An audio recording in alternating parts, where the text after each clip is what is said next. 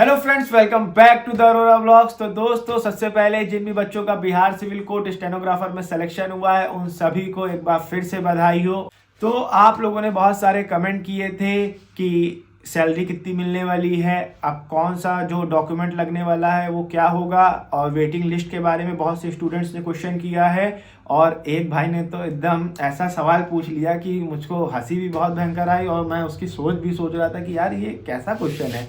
तो उस भाई भी वीडियो देख रहा होगा, उसने मुझसे पूछा कि क्या घूस भी देना पड़ा था आपको। तो मैं कहा कि हद हो गई है भाई साहब, ऐसा कोई भी नहीं हुआ था, मतलब ऐसा कुछ भी नहीं है कि घूस दे करके सिलेक्शन हो रहा है। एकदम फेयर सिलेक्शन हो रहा है और हर चीज़ बिहार सिविल कोड की वेबसाइट पे, ऑफिशियल वेबसाइट पे जब आप विजिट करेंगे तो हर चीज़ एकदम क्लियर है। और जो भी बच्चे कह रहे हैं कि इसमें धांधली हुई है या ऐसा कुछ हुआ है, ऐसा कुछ भी नहीं हुआ है। अब आप लोगों को मैं पहले आपके कमेंट का, जिन भी बच्चों को क्वेरी थी उसका आंसर कर देता हूं, और उसके बाद अगर आप लोगों को कुछ एक्स्ट्रा पूछना होगा तो आप लोग कमेंट बॉक्स में पूछ लीजिएगा। तो चलिए, सबसे पहले मैं आप लोगों को बताता हूं कि मैं अब आप लोगों को, जिन भी बच्चों का सिलेक्शन हुआ है उनको क्या करना रहेगा। तो जिन भी बच्चों का सिलेक्शन हुआ है, अभी बिहार सिविल कोड द्वारा नोटिस जारी होगी कि इतने टाइम में आप लोग आ करके ज्वाइन कर लीजिए। अगर आप लोग इतने टाइम में ज्वाइन नहीं करेंगे तो आप लोगों को जो कॉल लेटर होता है, अपॉइंटमेंट लेटर, वो इशू किया जाएगा, जो कि बाई पोस्ट आपके घर आएगा और उसको ले जा करके फिर आप लोग ज्वाइन कर पाएंगे। यानी दो तरीके हैं ज्वाइन करने के। वहाँ से नोटिस इशू होगा ऑफिशियल वेबसाइट पे कि जिसको ज्वाइन करना है वो डायरेक्ट आ करके यहाँ से ज्वाइन कर ले, या तो फिर बाई पोस्ट जब उसके पास लेटर जाएगा तब ज्वाइन कर ले। तो ये मैंने आप लोग को बता दिया ज्वाइनिंग का। अब ज्वाइनिंग करते समय आप लोगों को क्या, एक जो लास्ट है वो करना पड़ेगा। उसमें आप लोगों को कुछ नहीं होगा। जो सरकारी अस्पताल होता है वहाँ से आप लोगों को एक फिटनेस सर्टिफिकेट बनवाना होता है। बस आप वही फिटनेस सर्टिफिकेट बनवा करके, चाहे जो बिहार से, जब आप बिहार जाएंगे, आपका जिस भी डिस्ट्रिक्ट में हुआ है वहाँ पे हर जगह सरकारी अस्पताल होता है, वहाँ आप जाएंगे, वहाँ आप बताएंगे कि हमें एक फ़िटनेस सर्टिफिकेट बनवाना है। तो आपकी आँख, नाक, कान जो भी चेक होता है फ़िटनेस सर्टिफिकेट में, वो सब करा करके आप लोगों को सिंपली एक फ़िटनेस सर्टिफिकेट बनवा करके अपने जो भी, जहाँ पे आपको ज्वाइनिंग है वहाँ पे ऑफिस होगा, वहाँ पे ले जा करके आपको देना रहेगा। और इसके अलावा अब कोई भी प्रोसेस नहीं है। अब जितना आपको मेहनत करनी थी आपने कर लिया है, अब इसके अलावा कोई भी मेहनत नहीं करनी है। अब बात कर लेता हूँ घूस के बारे में। तो भाई लोग, सबसे पहले रिटन टेस्ट हुआ था, उसके बाद टाइपिंग टेस्ट, स्किल टेस्ट और सीपीटी एक दिन में हुआ था, और इसके बाद हुआ था इंटरव्यू। यानी एक तरीके से आप कह सकते हैं प्री मेंस इंटरव्यू सब हुआ है और सब एकदम फेयर हुआ है। कोई भी धांधली इस पेपर में नहीं हुई है, ना ही एक भी रुपए चला है। तो ये जो घूस लेने वाली बात है, या बिहार सिविल कोड के लिए जो भी कह रहा था कि फेयर सिलेक्शन नहीं हुआ है, तो मतलब धांधली इसमें कुछ भी नहीं हुई है, क्योंकि अभी स्कोर कार्ड जारी होगा और वो भी ऑफिशियल वेबसाइट पे होगा। मैं खुद यूपी प्रयागराज से हूँ और मेरा सिलेक्शन जनरल कैटेगरी में हुआ है और मेरा 82 नंबर, रोल सीरियल नंबर 82 पे मेरा है। आप लोग जा करके ऑफिशियल वेबसाइट पे अपने अपने डाउनलोड करके देख सकते हैं। पंकज कुमार अरोरा नाम से आप लोगों को 103 नंबर, जो मेरा रिजल्ट का नंबर है, मतलब टोटल मार्क्स है मेरा, 103 नंबर आया है, आप लोग को देखने को मिल जाएगा। तो एकदम फेयर सिलेक्शन हुआ है। अब बात कर लेते हैं कि वेटिंग लिस्ट वालों का, जो सबसे इम्पोर्टेंट है।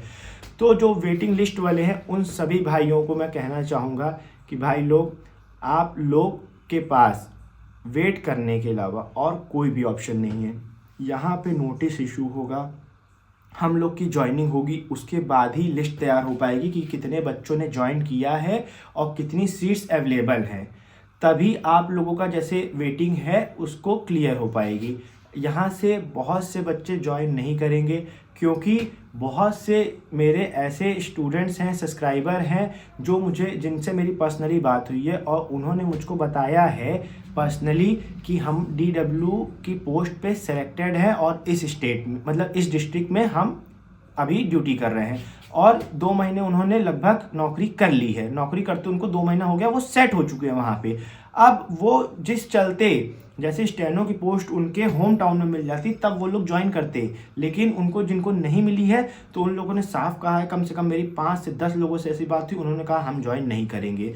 तो यानी कि 5 से 10 सीट तो खाली होनी है और ये तो मैं बात कर रहा हूँ जिनसे मेरी पर्सनल बात हुई है। बहुत से ऐसे बच्चे होंगे जो कहीं और जॉब कर रहे होंगे या जिनको मन माफिक चीज़ें नहीं मिली होंगी तो वो ज्वाइन नहीं करेंगे।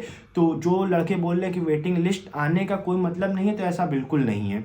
वेटिंग लिस्ट दी इसलिए गई है कि जैसे ही पोस्ट खाली होगी थोड़ा सा समय लगता है, हर चीज़ में समय लगता है। मैंने आपको शुरू से ही बताया है, जैसे रिजल्ट आने में, पेपर होने में 22 की वैकेंसी आज 2024 में क्लियर हो रही है, तो 2 साल का वेट। भाई सरकारी काम में समय लगता है, बहुत सारे बच्चों का चीज मतलब डाटा होता है, सैलरी वैलरी सब बनाई रहती, तो समय लगेगा।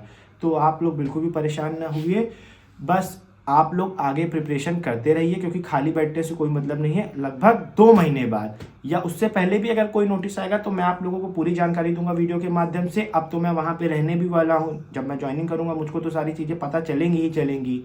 तो मैं आपको एकदम जेन्युइन चीज़ बताऊंगा, कोई भी मतलब भ्रम में नहीं रखूंगा कि ऐसा हो सकता है वैसा हो सकता है। अभी भी मैं आप लोग को यही कह रहा हूं कि आप लोगों के हाथ में अभी कुछ भी नहीं है, सब कुछ है बिहार सिविल कोड के हाथ में।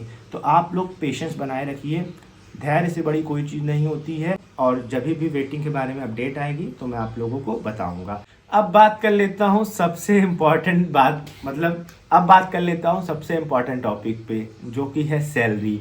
बहुत से बच्चों का कमेंट था कि सर सैलरी बता दीजिए कितनी होगी कितनी होगी कितनी होगी। तो चलिए आप लोग को बता देता हूँ। अभी मेरा एक भाई, सब्सक्राइबर, दोस्त, कुछ भी कह लीजिए, वो DW के पद पे सिवान में चयनित है और बहुत ही अच्छा लड़का है वो। उससे एकदम जेन्युइन इन्फॉर्मेशन, जो एकदम रियल इन्फॉर्मेशन होती है, वो मुझको बताता है। तो उसने बताया है कि भाई हमारी सैलरी आ चुकी है 38,638 रुपये के लगभग उसकी इस मंथ सैलरी बन रही है, और ये पोस्टेड है सिवान में। तो इस हिसाब से नगर निगम जो होता है, जो उस एरिया में है, उनकी सैलरी लगभग 38 से 40 के बीच में बननी है। इससे नीचे किसी की भी सैलरी नहीं होने वाली है। तो सैलरी के बारे में मैं डिटेल वीडियो तब बना दूंगा जब मेरी आ जाएगी, लेकिन उससे पहले मैं आप लोग को मोटा मोटा बता दूं कि लगभग इतनी सैलरी होने वाली है, जो कि एक बहुत हैंडसम अमाउंट है। एक मिडिल क्लास लड़के के लिए 40,000 रुपये बहुत होता है कि जिससे वो अपना खर्चा बहुत आसानी से चला सके। और सरकारी नौकरी का जलवा तो आप जानते ही हैं, हमारा जो समाज है, सोसाइटी है, सरकारी नौकरी कितनी ज़्यादा बड़ी मानी जाती है, और ये जो हमारी पोस्ट है स्टेनोग्राफर, वो कितनी रेप्यूटेड पोस्ट है। तो चलिए, आई होप दोस्तों आपके सारे डाउट्स क्लियर हो गए होंगे। वीडियो पसंद आई हो तो वीडियो को लाइक करिएगा, और आपकी कोई भी क्वेरी हो तो कमेंट बॉक्स में पूछिएगा। और इसी के साथ करता हूँ वीडियो को एंड, मिलता हूँ नेक्स्ट ब्लॉग में। धन्यवाद।